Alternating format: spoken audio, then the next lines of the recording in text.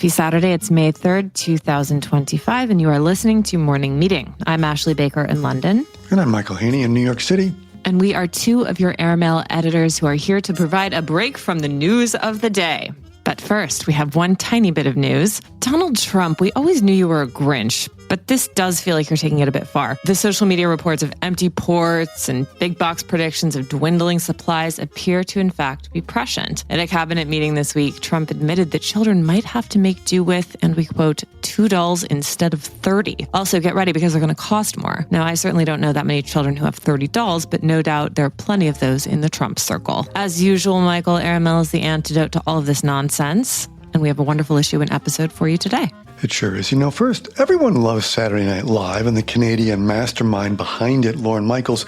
But our writer, David Camp, is going to join us to discuss what we might call, in the Swiftian sense, his own modest proposal. Specifically, it's time to deport Lorne Michaels.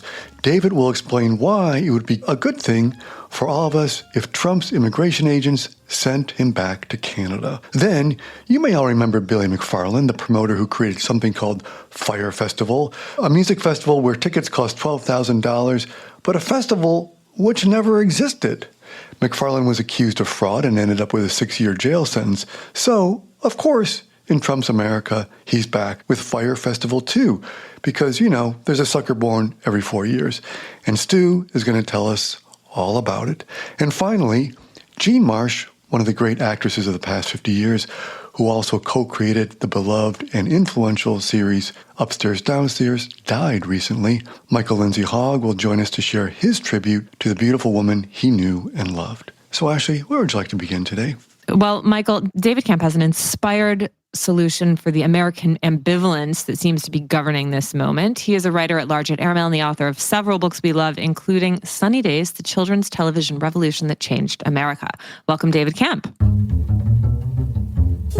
Thank you. Delightful to be here. David, one of the things we love about you is your ability to bring humor to any situation, and you have done so this week in your column about deportation of all possible things. How are you able to make a joke about any of this? Well, look, I'm not a loud megaphone guy. That's, as a means to an end, shouting has never been my thing. But all that said, in all seriousness, I am appalled that U.S. citizens under the age of 10 are being deported without due process, and honestly, in a manner that's outright unconstitutional. So I thought, what's my way into getting people's attention? And humor is kind of my baseline of behavior as a writer anyway. And I thought, what about a Swiftian modest proposal like thing? And my modest proposal is, what the F will it take to awaken people to the horrors of unconstitutional deportation? And mine was, if we goaded Trump into deporting Lorne Michaels, the creator and executive producer of Saturday Night Live. I mean, David, what has Lorne ever done to you? You know, he's had some spotty years. Of the 50 seasons, I would say there may be 6 that are subpar, so he has it coming. But in all seriousness, and in all jocularity, the point is, Lorne is an immigrant success story. He's a guy who came to America for the first time in the early 60s as a tourist, then in the 70s created SNL. In 1987, he becomes a naturalized U.S. citizen. So he's created this bulwark and cornerstone of American show business.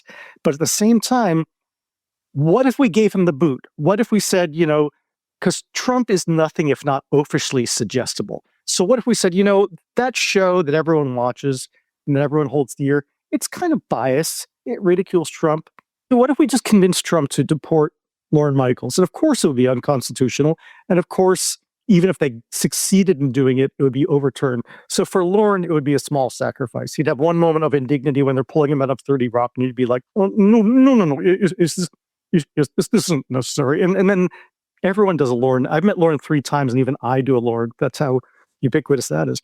But he'd spend a summer in the cottage country in Ontario, and then he'd come back. But the serious point I'm making through all this is that the people who have been deported have been kind of the faceless or nameless or the othered. You've got people who are, pro-Palestinian activists. You've got Rasha Alawiya, who's a distinguished kidney doctor and professor at Brown University, but she wears a hijab. So there's too much complacency in the population where you think, well, those people are other. They're different. Nothing like that could happen to me. But if they deport Lorne, it's another story. Then suddenly all the white collar executives will say, oh my God, they've even come for Lorne. And maybe, finally, if they deport Lorne, people will say, this has to stop. I mean, David, you do realize the side effect of that could be creating a civil war in this country. I mean, I'm not sure we could survive a Saturday night without Saturday Night Live. Well, the thing is, it wouldn't even come to that, because the idea is that what we lack right now is the political will. Everyone but a fringe group of Americans knows that what's going on is terribly wrong.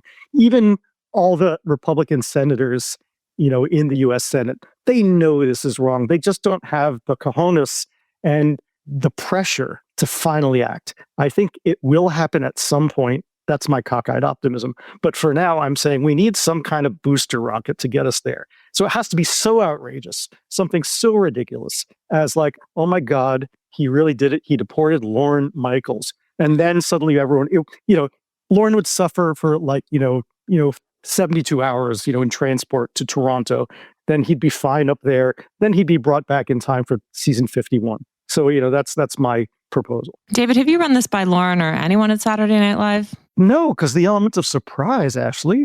If Lorne's prepared, he could flee in advance, and that would preempt it. It's got to be live. Yeah. I mean, you guys, this does sound like a Saturday Night Live skit. Like, where does reality end and the truth begin? Well, that's kind of what living through, the first and even more so current Trump administration has been like. Like, it is show business.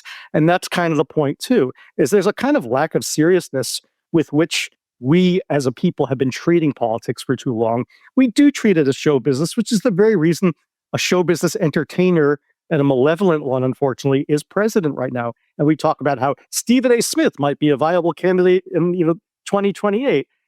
So if it is show business, let's just bring this to its logical conclusion by having a showbiz guy be the tipping point for all of this to be undone and for America to be put back on a constitutional path. Thank you very much. David Kemp for president. You heard it here first. Hell no. David, do your patriotic duty, okay? If people like you don't step up, then who's going to? We need people like you and Lorne who are willing to be made examples of and speak the good name of democracy all over the world. Well, I think if you're going to go for kind of middle-aged Jewish guy, someone like Josh Shapiro is way more qualified than me. All right, David, I'm going to read that as an out. That sounds to me an awful lot like an excuse, but whatever. We're going to let you fly for it because you're so damn funny and this story is so good. Thank you so much for it. Well, thank you for having me.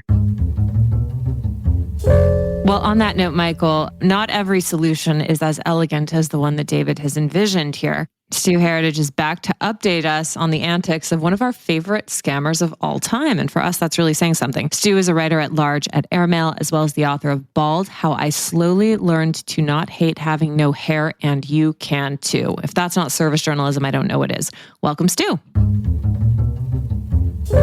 Hello. So, Stu, Fire Festival is one of those stories that just won't die. I mean, didn't its founder go to prison at one point? And yet here we are. Yeah, Billy McFarland, I think one of maybe the all-time greatest scammers ever to walk the earth. I think probably at this point, everyone knows what the Fire Festival is because it was such a high-profile, it was a catastrophe. It was a big festival organized that sort of offered influencers a weekend of debauched luxury at huge prices. They were going to stay in luxury tents and eat celebrity chefs' food and listen to music from the biggest artists of the world. And then they got there and they found, kind of emergency shelter tents with soaking wet mattresses in them. And they were uploading pictures of their food to the internet, which were just, 2 slices of bread and some rubbery American cheese, which the balls on the man to try and pull it off once is incredible. And in February, he said he was going to do it again. Fire Festival 2 was coming. And this time it was going to be a real thing. And then last week, he announced that actually, no, it wasn't. Fire Festival 2 is for sale. The entire Fire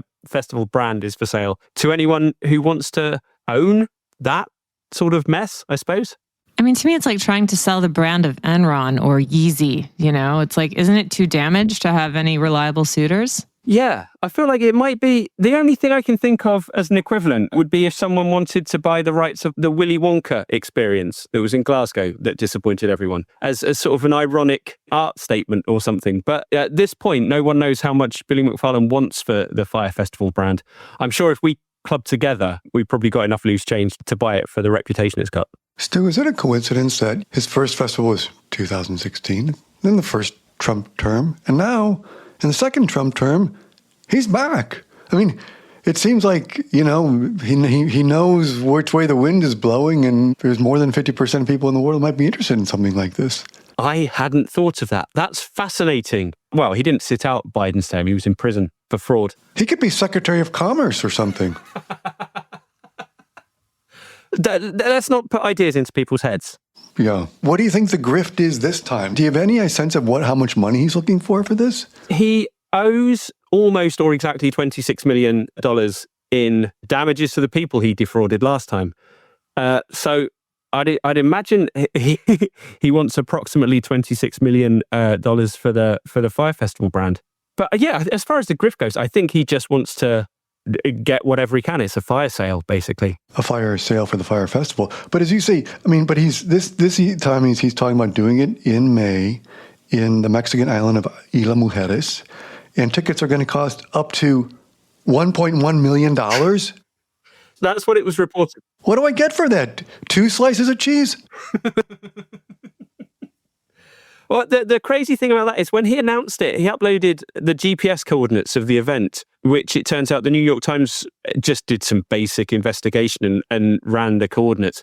And they're in the middle of the sea. They're not on an island. They're just in the middle of nowhere. The island's local government said they didn't know anything about the festival. As much as he's trying to claim that the whole thing was legitimate, it doesn't seem that way. You've got to admire just like not even bothering to check the GPS coordinates. Or, even change the name of the Fire Festival. You could call it anything and people would like it more. People would be more trusting of it than the festival that was such a disaster that at one point there were 2 competing Fire Festival documentaries, which that sort of thing doesn't really happen for successful festivals. How about like the cremation festival, just reduced to ashes?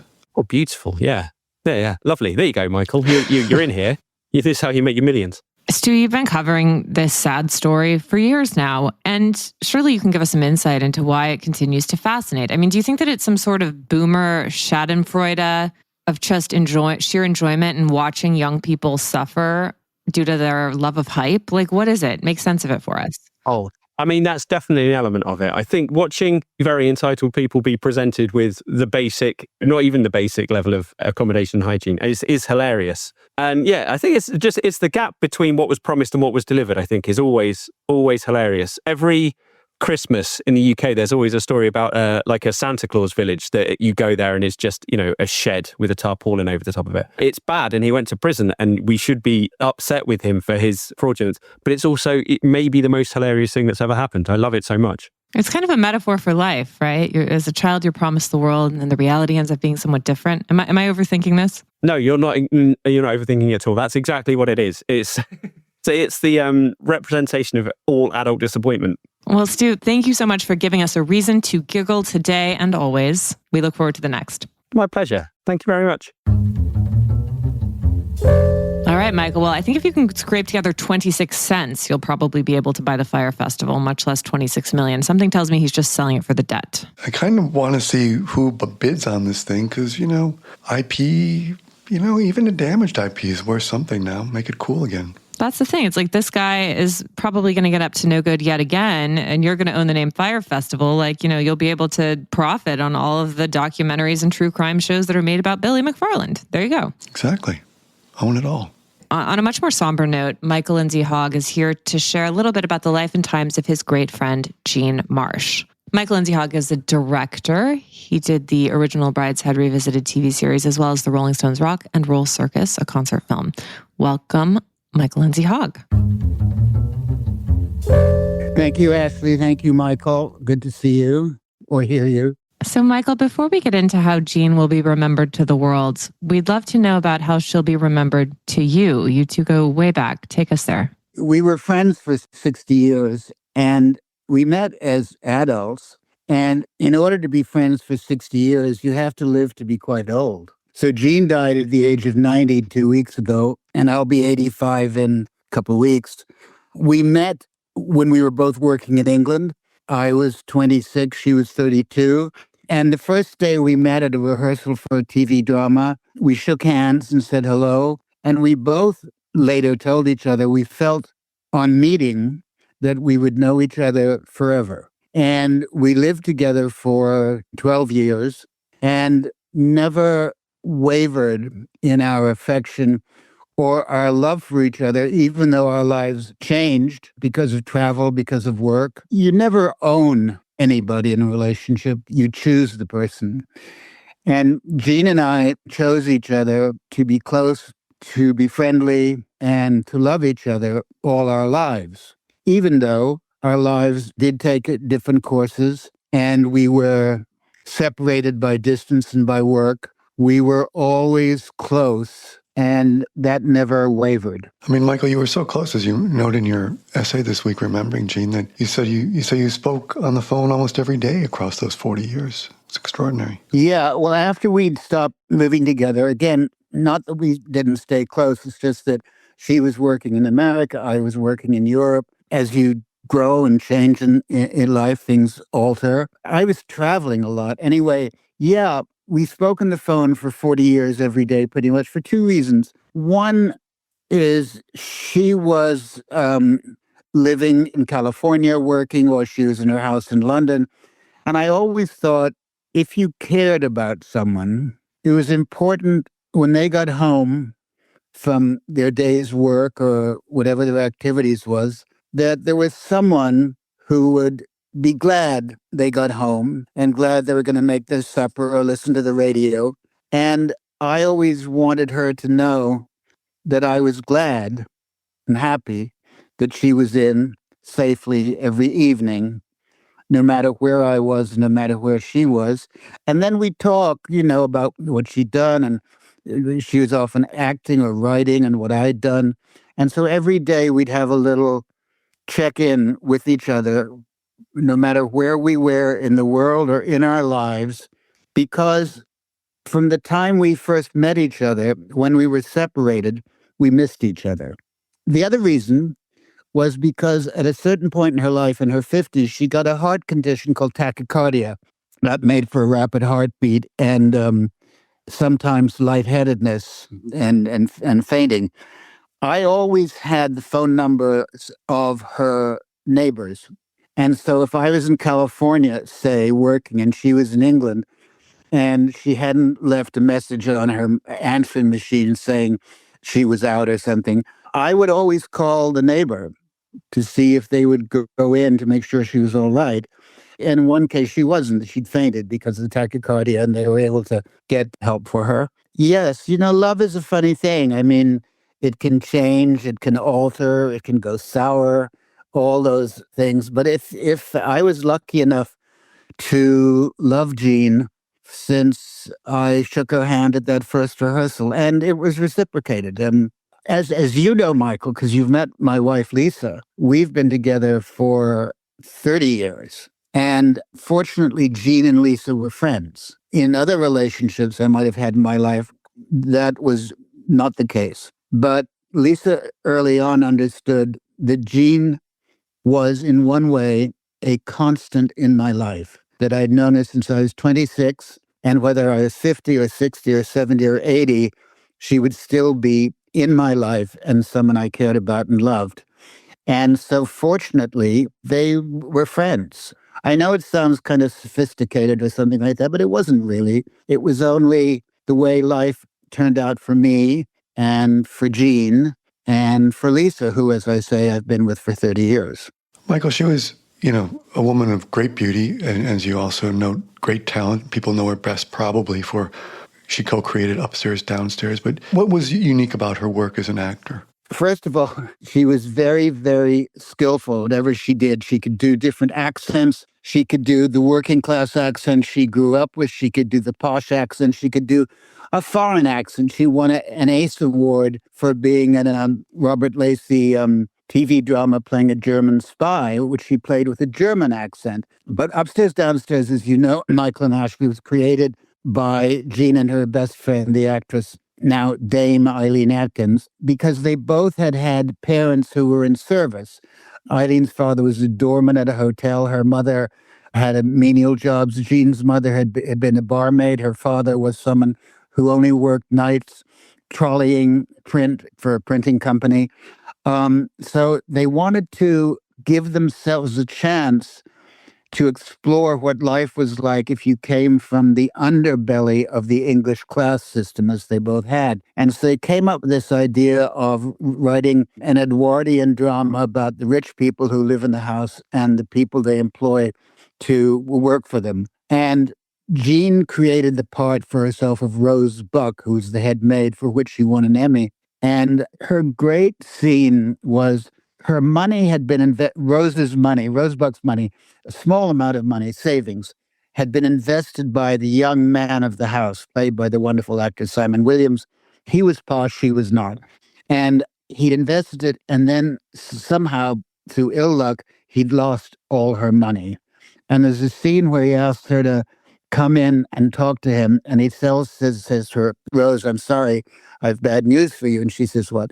And he says, I've lost all your money. And Jean in the scene wants to be brave, wants not to show that her character is destroyed by what he's telling her, has to show deference to him as the young master of the household, while her heart is breaking and she realizes she's ruined. What little money she'd saved is gone. And the scene, one of the wonderful things about her as an actress, is she could play several emotions at the same time. She wasn't only, shooting with a cap pistol. There were many layers of that scene, and all the way through the drama of Upstairs, Downstairs, there were many layers of how she would play the scene. Sometimes very funny, sometimes funny, and also sad at the same time. She was like a virtuoso of being able to gauge the way to tell the story of her character. So that's partly what she was so great at. Well, you've got a beautiful line in your essay about her as a person, which I think almost echo what you're saying about her as an actor. You say, she was someone of instinctive grace. She despised snobbery and arrogance. She was brave when called upon to be, always empathetic to those in facing adversity, as she often had. Which incredible, touching words from you that sort of, I think, speak to great character on her part. She had an extraordinary character. She's a wonderful woman. Whatever I might have given to her over the years in terms of deep, deep love, she gave to me. And she also, because her background was very different from mine, her family was not rich. She was born in a tough section of London. She lived through the Blitz, the bombing, daily, nightly bombing from the Germans in World War II.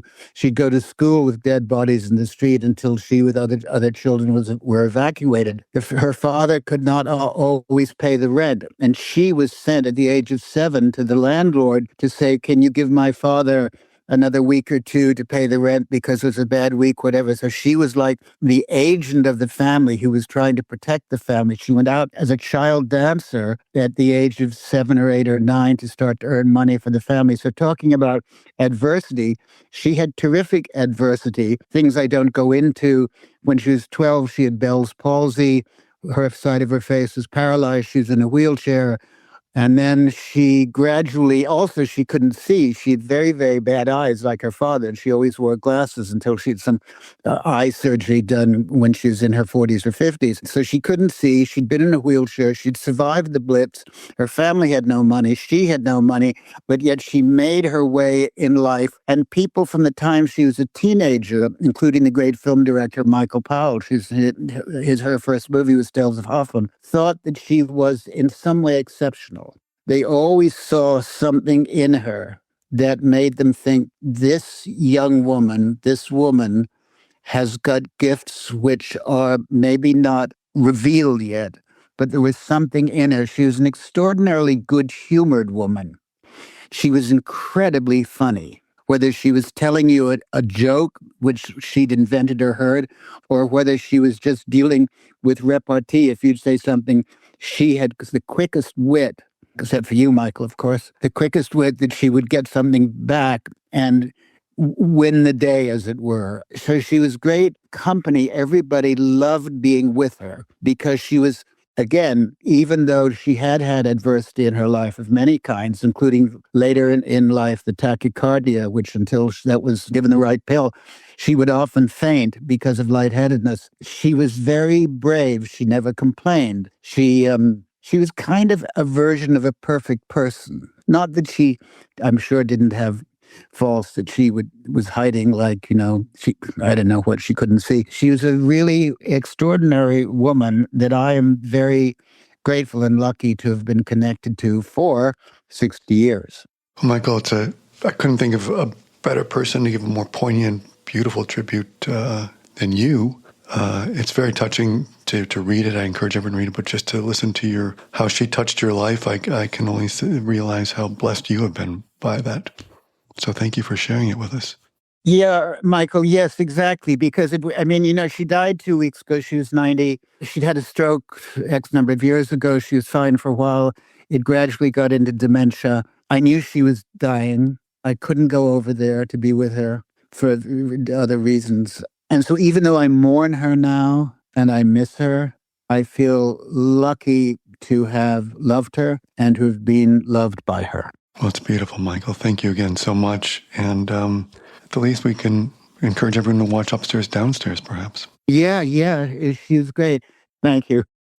There's only one place to discover a global snapshot of the current cultural scene. Airmail's Arts Intel Report, our international research tool for what to do and where and when to do it, is user-friendly, continuously updated, and meticulously curated. Arts Intel is handy at home, on the road, and when you're planning your next trip. It also includes indispensable lists of restaurants and hotels in key cities around the world, recommended by our well-traveled experts. Explore Arts Intel at airmail.news/arts-intel, and be sure to sign up for our Week in Culture newsletter, which is published every Wednesday afternoon at airmail.news/WIC. I'm Chris Garrett, an Airmail Deputy Editor, and I never leave home without it. Bon voyage. All right, well, Michael, it is the weekend. We need some distraction from the realities we face. Please give us something. Okay, I've got 2 things. One's a guilty pleasure. One is a little more highbrow. My highbrow is here in New York City. The Gagosian Gallery on the Upper East Side has a great little show that just opened. It's called Tête-à-Tête, and it is drawn from the private collection of Paloma Picasso, the daughter of the artist. And it's about 50 works, paintings, sculptures, drawings that have never really been seen before in public, but they've all been gathered together in sort of conversation with each other. And it's terrific. I walked through it last weekend. Really just gives you something inspiring to take away for the afternoon. It's called Tête-à-Tête on the Upper East Side of the Gagosian Gallery. See it. It's a chance to see something that's really never been seen before. And my other, as I said, kind of a guilty pleasure. It's called Mobland. You may have seen it. It's on Paramount Plus. It's got Tom Hardy, Pierce Brosnan, and Helen Mirren. It's about a crime family in London. They're Irish, called the Harrigans. Pierce Brosnan got an amazing haircut, looking like a really badass James Bond. The accents are so thick at times, I'm not kidding. I've had to put on the captions. But Tom Hardy is also awesome. He plays their fixer, kind of running around London trying to stop this war between these 2 crime families. So it's fun. It's a guilty pleasure, as I said. Some episodes are directed by Guy Ritchie, so they've got a real energy to them. It's called Mobland, and it is streaming now on Paramount Plus. And you, my dear? Okay, for anyone who's heading to London before May 18th, you really must stop by the National Portrait Gallery. Not only is it an excellent masterclass in British history, told in bite-sized descriptions of wonderful paintings and photographs, but there is an exhibition on right now that is essential for anyone who loves magazines, photographs, fashion, music, and culture. It is called the Face Magazine Culture Shift, and this celebrates the amazing photographs and journalism as well that was published in this wonderful magazine from 1980 to 2004. It's such a reminder of how different magazines used to be and how they were not only an arbiter of the culture, but a documentarian of it. And the Face really gave a lot of incredible photographers their start, whether it was people like Corinne Day or Appella Reversi, models like Kate Moss, emerging artists that were then emerging like Oasis and Blur, Boy George. I mean, anyway, it's a really immersive and fun exhibit. It's one of the most exciting things I've seen in a very long time. And I think it will be enjoyable to anyone who wants to know what British culture was like at that particular moment in time. And by moment, I mean decades. I mean, the Face folded in 2004, but it was relaunched in 2019. So it still has a presence on the newsstands. But it really helped to not only define that era, but also interpret it, right, for people all over the world. And it's a wonderful exhibition. So it's called the Face Magazine Culture Shift, currently at the National Portrait Gallery in London. I only wish I could go see it. Sounds great. Get on a flight. On that note, thank you all so much for joining us. As always, we wish you a marvelous spring weekend. Michael, will you please read us out?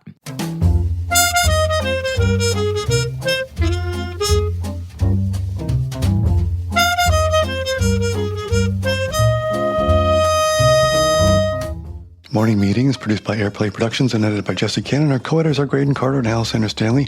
Our chief operating officer is Bill Keenan, and our deputy editors are Ashley Baker, Chris Garrett, Nathan King, Julie Vitale, and Ash Carter. Our CMO is Emily Davis, and our music supervisor is Randall Poster. The theme music is The Cute Monster by the Buddy Collette Quintet.